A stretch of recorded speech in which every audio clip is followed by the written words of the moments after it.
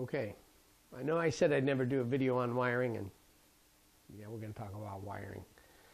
Mainly because when setting up sensors, wiring is an intricate part of figuring this whole entire thing out. Now, in order to understand why I'm doing what I'm doing on my layout, you got to kind of understand how I wired my layout.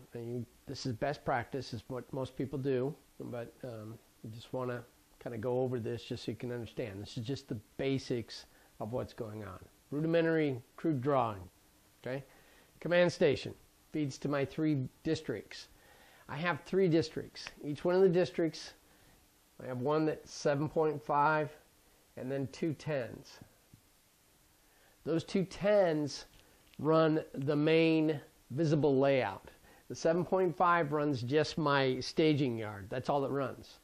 So, and then from that, it breaks out into my circuit breakers. And those circuit breakers then feed the bus line. Now, when I originally did the wiring from this layout, if this is my track, I basically said, okay, this is a power district, and I started from here and I went to here.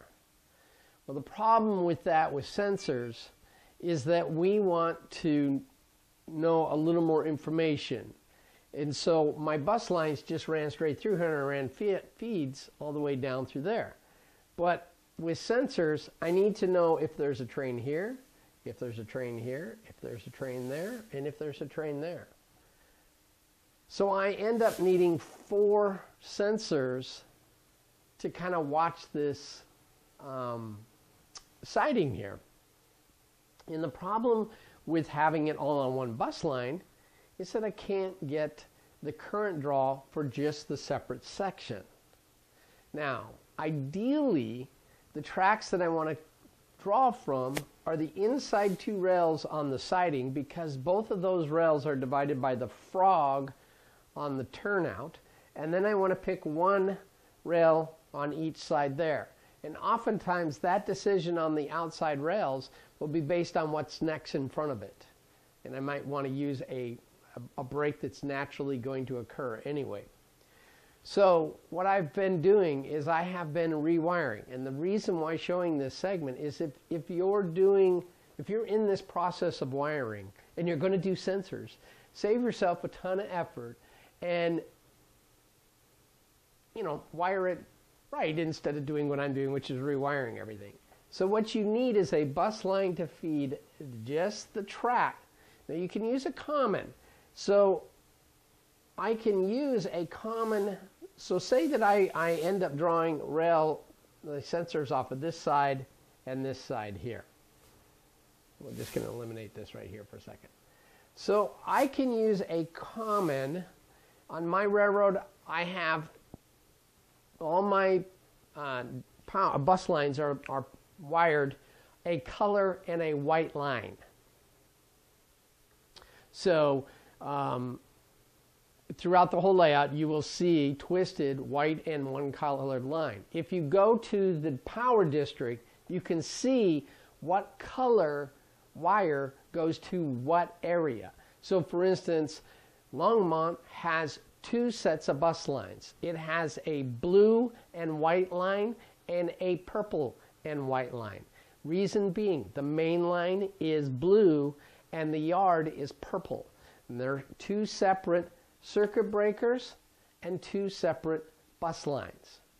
But I need to further break up that main line in that I need to get detection on each of these points. So I could use the white common throughout. So if I say I did this is white, and this one would be white, and this is white, I can use the same line there because it doesn't matter. I'm not detecting current off of that. But on the color side, on the inside, I am going to detect it. So I'm going to feed that sensor off of this segment right here. And there's a break already on the inside rails from the frogs on each one of these. And I'll show you on the layout here when we go to talk about control points in just a minute where those breaks are. So I can use that same white line across the whole thing. I just need to take that additional line that I'm going to draw the current off from the detector, and I need to have a wire that just connects to that, a wire that just connects to this, and a wire that connects just to this, and a wire that connects just to that, so that it's only detecting current drawn in the areas that I want to detect. So if you're in the process of wiring, heads up, you might want to do this if you're going to do sensors. Otherwise, you're going to be rewiring like I'm doing, and it's so much fun, I can tell you right now. So in any case, let's go talk about control points. And control points are nothing more than a point that we want to control operations of the train. So typically, they're turnouts. So what we're going to do is we're going to go take a look at the layout, and I'm going to show you a really complicated one, because a siding is simple. You just need to know the two turnouts. But sometimes it can get a little more complicated. And I'm going to show you some double slip switches in some areas in the yard where my CTC panel is going to be controlling areas, and other areas where the station master or the yard master will be controlling those areas. And CTC doesn't know anything about it. So hang on just a second, and we're going to move the camera and move to that point. Okay, so here we are at Rice Yard. This is the south end of the yard. And just kind of give you a little layout of the land here. This is the Rice Yard. This is my arrival and departure track right here. This is my main line right here. Then I have 5 tracks for shuffling cars, shunting them around and getting them all reorganized, resorted, and where they need to go on the layout. And then I have, this is my drill track for my yard.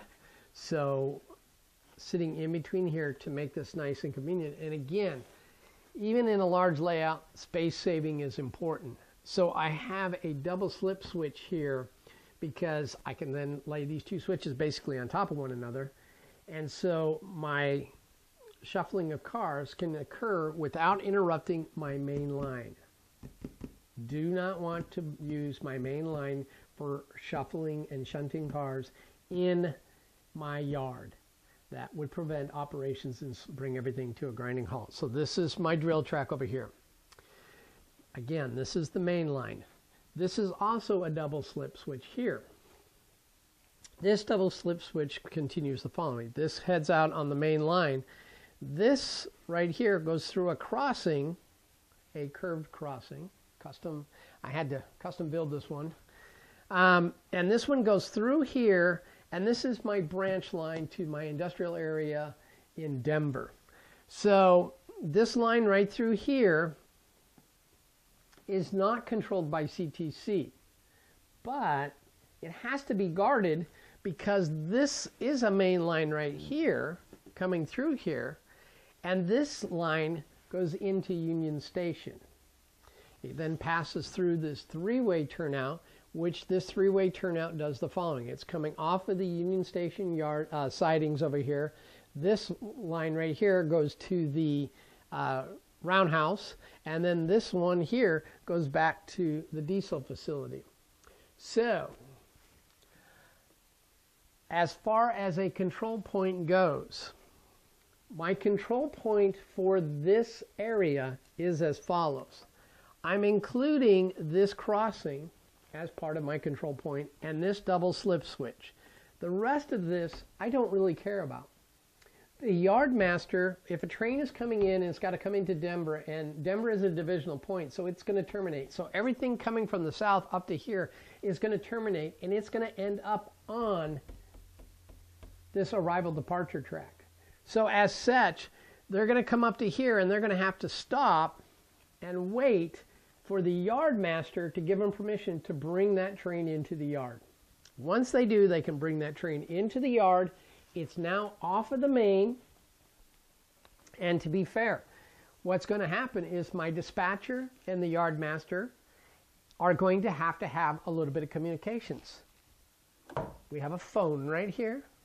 It's ready to go. Dial it up and you can contact dispatch to tell them, or dispatch can call them and say, hey, I've got a train coming in. Are you ready for it?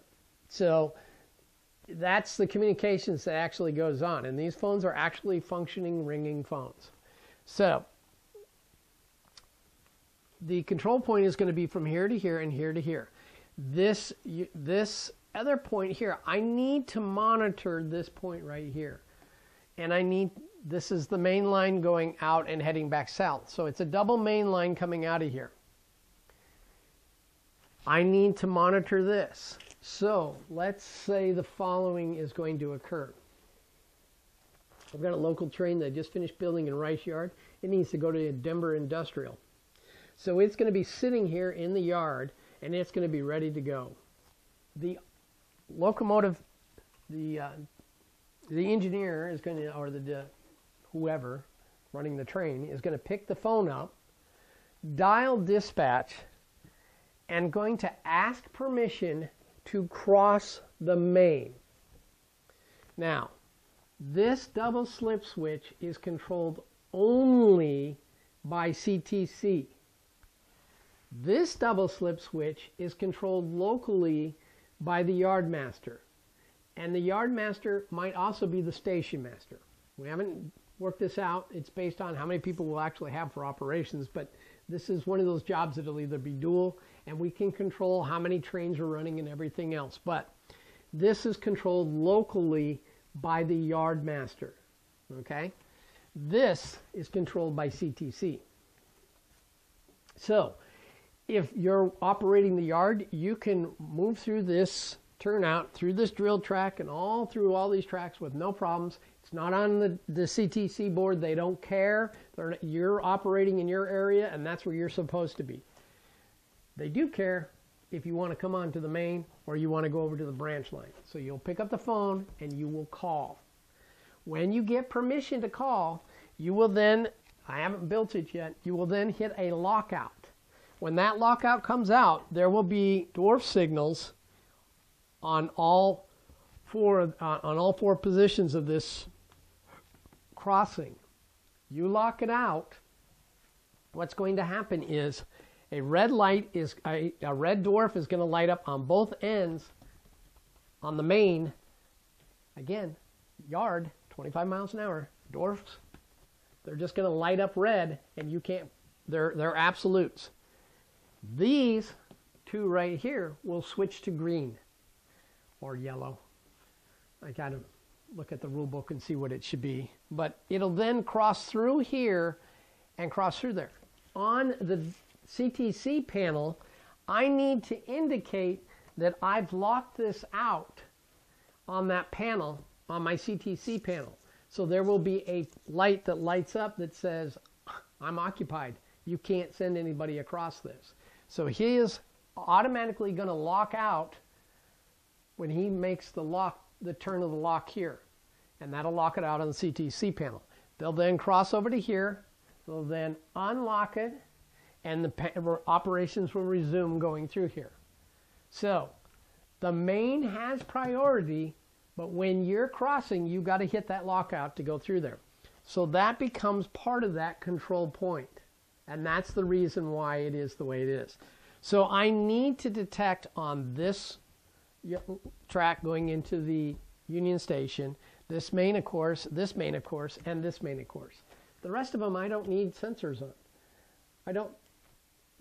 CTC dispatcher doesn't need to know what's there. They're operating in their operation area. The same holds true in Union Station. As long as they're in that station yarding area, that is controlled by the station master, and there is no need for CTC to know anything about what's going on in there. That's all going to be handled locally.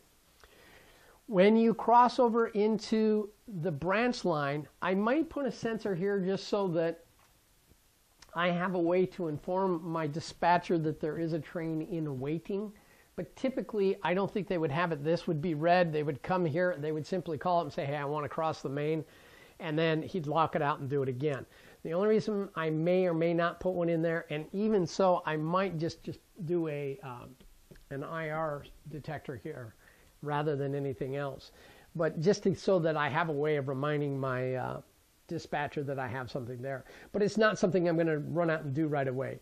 But I will have detectors on these. So that is how a control point works and how you can kind of manipulate through this.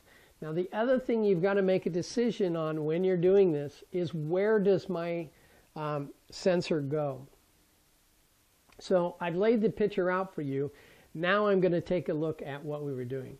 Now we're going to make a little modification here to a couple things where we're working through it. I'm going to get a little higher so we can walk through it. This double slip switch has a frog right here. This is a stock rail going all the way through, and this rail is continuous all the way to this frog back into here. So if I wanted to run detection, current detection on this rail or on this track, picking up the stock rail in the middle of my control point is not really going to be handy, and that's not really where I want it to be. Secondly, if I had a train coming through here, through the from the branch line coming across, as soon as it hits here, if I use this rail, this whole line would then show it's occupied, and it's not. It's going to continue on going through here and into the yard. If it was to go out to the main, then I do want to detect it. So the best rail to do that detection is right here at the frog, this line right into here. And that runs all the way, the whole 22 feet, all the way back there. And it goes to another turnout that happens to be there, and there's a frog there. So that makes it very easy to select that line. Now, if I didn't have that turnout there and it was on the opposite side, then that would be a stock rail on that end, on the opposite end. I would have to then come in and make a cut so that I was only detecting current on this line through here. And my bus line needs to match this rail. So the bus line has to stop where my termination is at the end of that rail, and all feeds coming from just this rail here have to go onto that bus line, which then goes to my power district, which then goes through the sensor. So when you're wiring this stuff, you've got to kind of think this through just a bit. What am I going to do and how am I going to do it? So that being the case, here, while this line is the best line here, the frog is on the opposite side, so the best line will be this line here rather than picking up this stock rail that goes all the way into here. So that's where you have to sit down, reason through where you want to put your sensor so you're picking up just the point you want to do. Now, in real railroading, the control point would also have a sensor. And the purpose of that is so that the dispatcher does not throw the turnout underneath the train that's occupying there. Now, we're not in a real railroad. I don't need absolute safety here. I don't have to. But if you wanted to do that, there's a couple ways you could go about doing this. For instance, you could do the following. You could set up a detection off of this rail or off of one of these other rails in here to pick it up. You could use an IR sensor, one here and one here, to pick up detection on that control point. This one is going to be an absolute detection by manual detection. I'm just going to lock it out. The only way that you're going to get a green or yellow light is going to be locking that out so you can cross through. And that's going to automatically lock the other side out. So I only really need to pick it up here. But this is the type of issues and what you have to think through when running panels and using your sensors. So I hope this was helpful. And now we're going to take a look at how I wired up onto my power districts these sensors so you can see what's going on from there. And we're just going to briefly go through that and just kind of touch a little bit on how I wired them up, how it's broken up at the power district, and also how I took all of my sensors off of my DCC bus line and used Arduinos to make it separate. So let's take a look at that. Okay, so we've seen control points, we've seen a little bit about the wiring, and now I want to get into a couple comments and questions that came down from the last video. Why did I select the NCE? Why did I think it was the best, or any of those type of things? Okay, look at all the products that are out there. They work, and everybody makes a decision based on what works well for them. This is a diagram of my second power district. This is a great example of what I'm talking about. So just to kind of just go over it so you have a clue what's going on. This is the command station that feeds the second power district's booster. This is the circuit breakers. I have 2 yards and 2 sets of mains that are in there. These then come down to terminal blocks in which I then wire my bus lines out. It is this point in which I'm putting in my NCE detector in there. I'm just pulling off of the wire that I need, and this is what I'm rewiring right here, is I'm adding an additional wire for just that one segment that I need, and then putting all the feeds onto that one wire, coiling, wrapping it through the sensor, and then hooking it up to this terminal block. Makes it nice and easy. It is relatively simple wiring. It's just that I hate doing things over again. So that is how my booster, how my power district is wired up. And the reason why I picked the NCE instead of some of the other ones that have, for example, this is our circuits, they have 8. And again, I looked at a lot of different people's products and they all work. Don't get me wrong. They do the same thing. But these are basically feeding just 3 amps out. So I'm only dealing with 3 amps. So I can do 3-4 coils according to NCE with no problems with 3 amps. I think I can even do 4. Believe me, I'm plenty sensitive. I can pick up 1 set of resistor wheels. And that's what I do, is I wrap it until I can pick up 1 resistor wheel and go, okay, I got plenty of sensitivity in it. So, but the deal is, and why I don't like the 8-packs and some of the different ones, is in this particular power district, I only have 9 sensors I need to set up. Those 9 sensors, I don't want to buy an 8-pack because then I end up having to have an additional one. And I can get the NCEs for 14, so really it's not that big of a deal to, the convenience and ease of being able to just set it right on the end of my terminal blocks, wrap it through there, and continue the line right out there. It's really worth it to me. Now you notice on this power district, I have some additional items here, and this is how I'm going to be controlling the sensors. So at my power districts, I have a 12-volt DC power supply. I got one of those, nice chunky big things that you get from China for about 25 bucks. I think it's 12 volts and I got 20 amps of power there.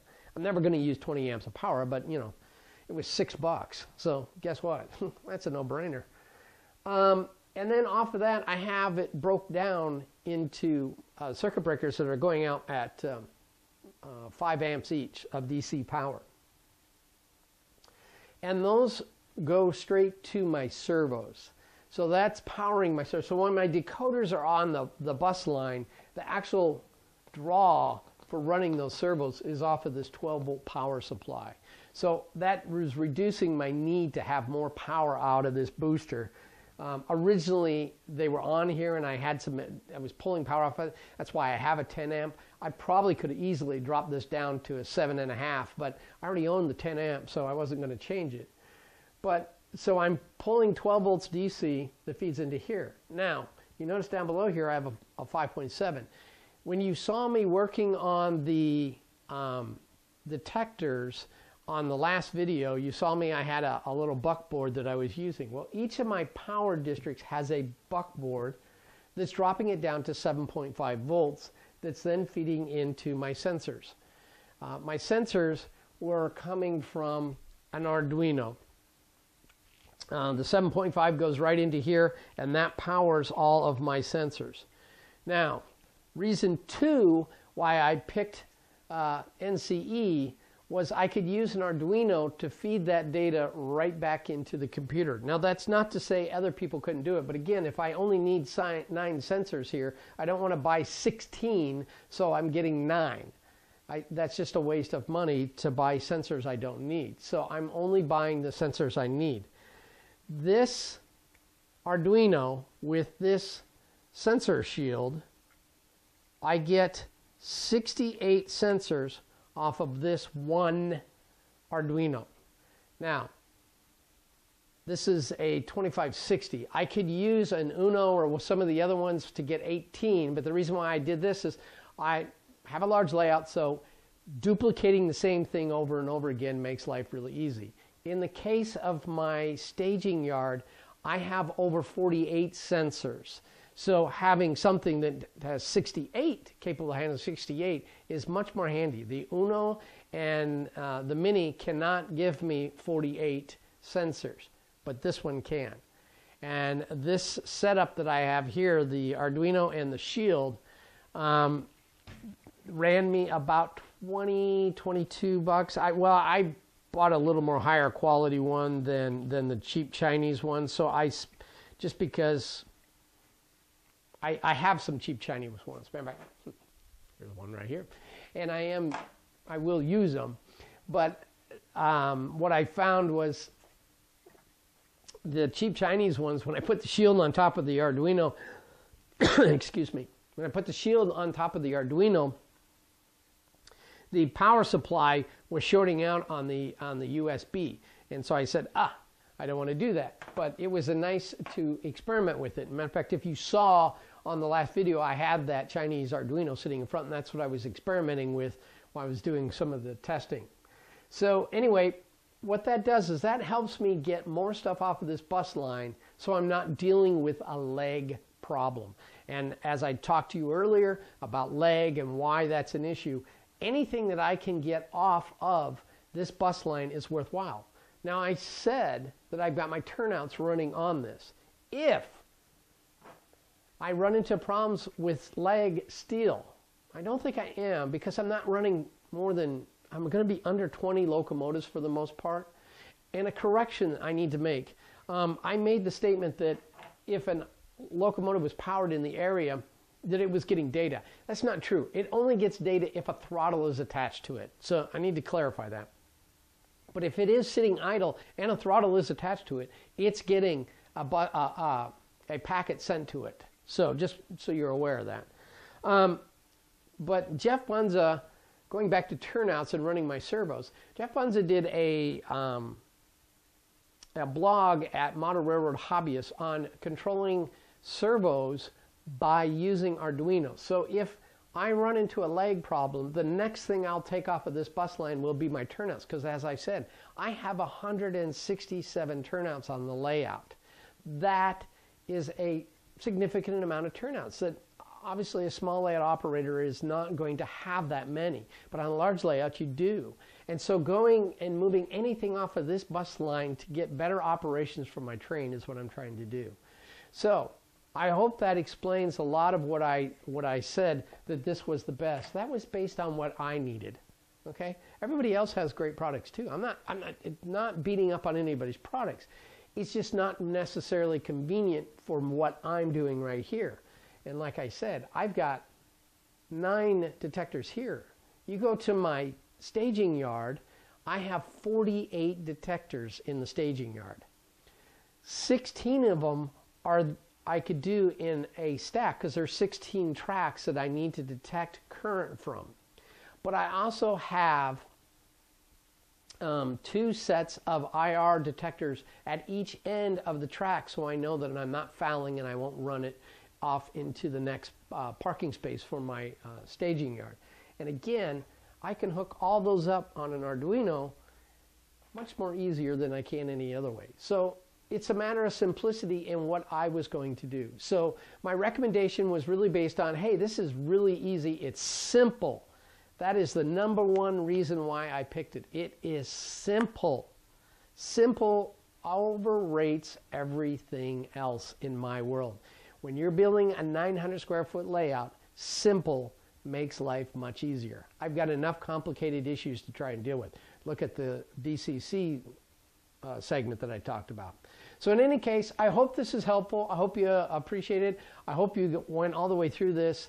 The next video will be actually connecting all of this up to JMRI and starting that panel. So we have to get through all of this so we can get to actually hooking it up to the panel. So until next time, happy modeling.